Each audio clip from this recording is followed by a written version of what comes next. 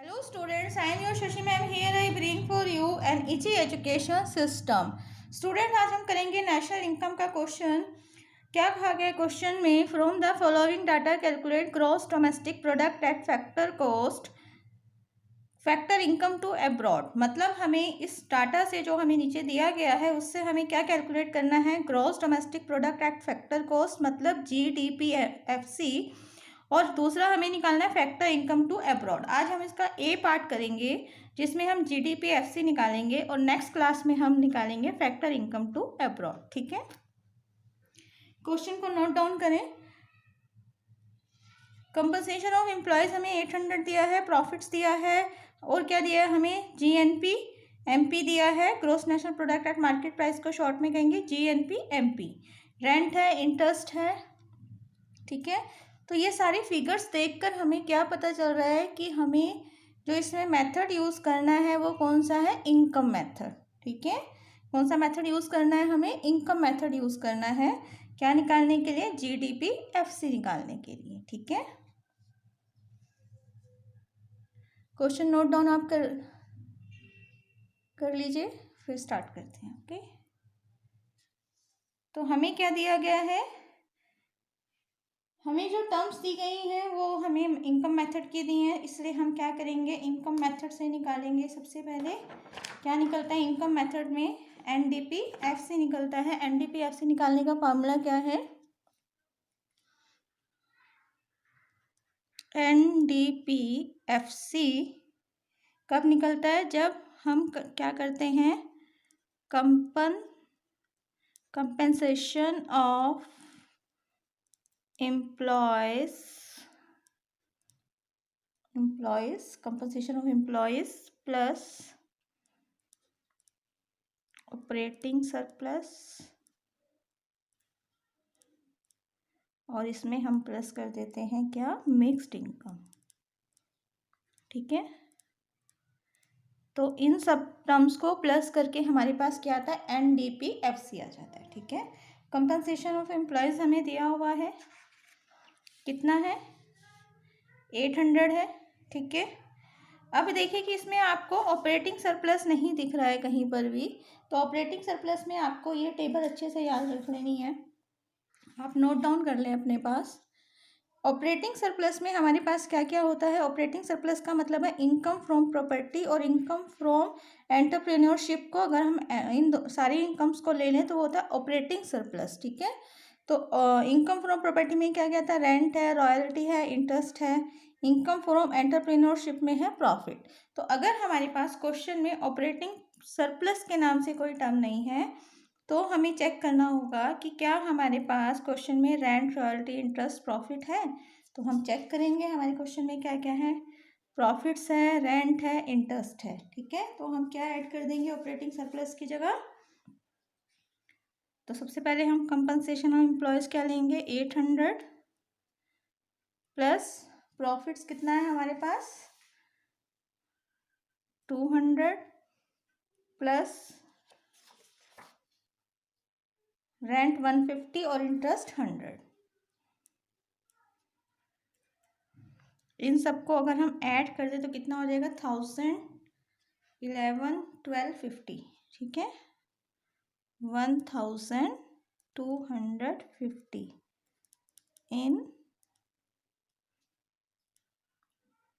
क्योंकि हमें यहाँ दिया गया है इन 000 करोड़, तो हमने यहाँ पर लिख दिया। इतना समझ में आया आपको कि NDPFC हमने निकाल लिया। हमें चाहिए क्या? GDPFC। ठीक है, तो GDPFC हमें क्या निकालना है?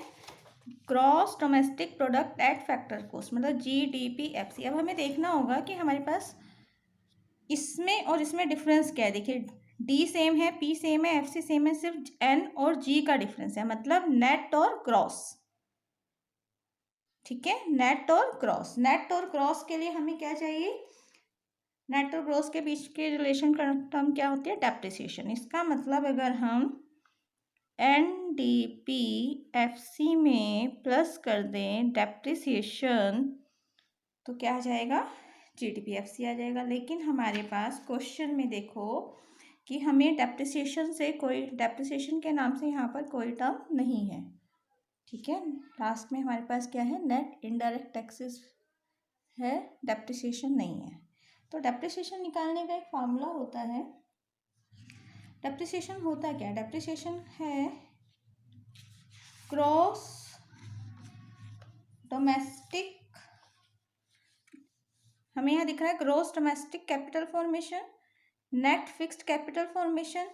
तो डेप्रिसिएशन आपको कैसे याद रखना है कि डेप्रिसिएशन निकालने के लिए हमें क्या करना होता है, gross domestic fixed, sorry domestic नहीं आएगा यहाँ पर, ग्रॉस फिक्स्ड कैपिटल फॉर्मेशन में से माइनस करना होता है net fixed capital formation. Gross fixed, इसको आप ध्यान रखेंगे, फिक्स्ड। देखिए यहाँ पर बच्चे कई बार कंफ्यूज हो जाएंगे कि हमारे पास ये नेट है, ये ग्रॉस है, नहीं, ये ग्रॉस डोमेस्टिक कैपिटल फॉर्मेशन है। ग्रॉस डोमेस्टिक कैपिटल फॉर्मेशन में क्या इंक्लूड हो जाता है, ग्रॉस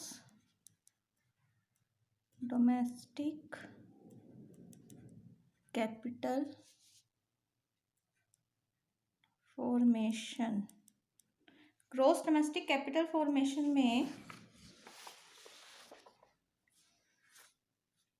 हमारे पास आ जाता है gross fixed capital formation. Gross fixed capital formation, यहाँ ध्यान रखें एफ का मतलब है फिक्स्ड, में प्लस हो जाता है चेंज इन स्टॉक, ठीक है। क्या प्लस हो जाता है, चेंज इन स्टॉक। तो इसका मतलब जो हमारे पास टर्म है यहाँ पर ग्रॉस डोमेस्टिक कैपिटल फॉर्मेशन, उसमें चेंज इन स्टॉक भी है, और जबकि हमें क्या करना है डेप्रिसिएशन निकालने के लिए, ग्रॉस फिक्स्ड कैपिटल फॉर्मेशन में से माइनस करना है नेट फिक्स्ड कैपिटल फॉर्मेशन। हमारे पास नेट फिक्स्ड कैपिटल फॉर्मेशन है लेकिन ग्रॉस फिक्स्ड कैपिटल फॉर्मेशन नहीं है। तो वो कैसे बनेगा, जब हमें ग्रॉस फिक्स्ड कैपिटल फॉर्मेशन निकालना है तो हम क्या कर देंगे, ग्रॉस डोमेस्टिक कैपिटल फॉर्मेशन में से माइनस कर देंगे माइनस कर देंगे चेंज इन स्टॉक, ठीक है, change in stock. Gross fix capital formation निकालने के लिए हमें क्या करना पड़ेगा, ग्रॉस डोमेस्टिक कैपिटल फॉर्मेशन में से अगर हम चेंज इन स्टॉक माइनस कर दें तो हमारे पास क्या आ जाएगा, ग्रॉस फिक्स्ड कैपिटल फॉर्मेशन, ठीक है। तो अब हमें ये मैंने आपको समझाने के लिए यहाँ पर लिखा। अब हमें कैसे करना है क्वेश्चन देखते हैं। हमें क्या करना है, एनडीएफसी में डेप्रिसिएशन ऐड करना है, ठीक है। तो डेप्रिसिएशन के लिए हमें क्या करना होगा, डेप्रिसिएशन कैसे बनेगा, हम डेप्रिसिएशन का फार्मूला लिखेंगे एनडीपीएफसी प्लस डेप्रिसिएशन निकालने के लिए हमें करना पड़ेगा gross fixed capital formation minus net fixed capital formation, ठीक है। अब हमें क्या करना है, हमारे पास ग्रॉस फिक्स्ड कैपिटल फॉर्मेशन नहीं है तो इसकी जगह हम क्या लिख सकते हैं, ग्रॉस फिक्स कैपिटल फॉर्मेशन की जगह हम लिख सकते हैं ये gross domestic capital formation minus change in stock. तो हम नेक्स्ट लाइन में क्या लिखेंगे, एनडीपीएफसी प्लस हम लिखेंगे gross domestic capital formation minus change in stock, ठीक है।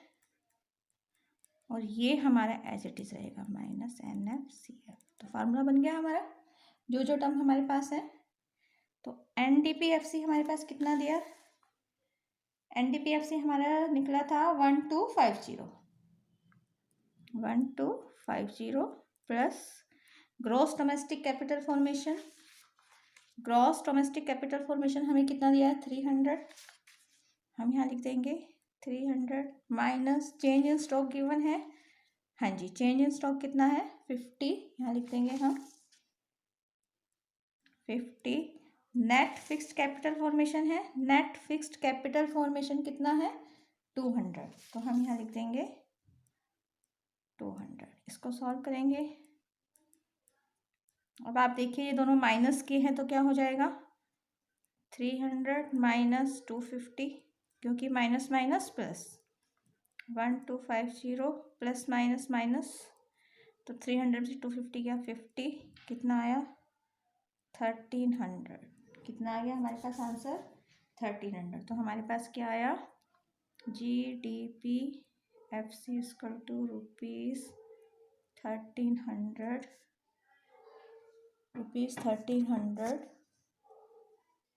इन 000 करोड़। उम्मीद करती हूँ आपको समझ में आया होगा। क्वेश्चन मुश्किल नहीं है।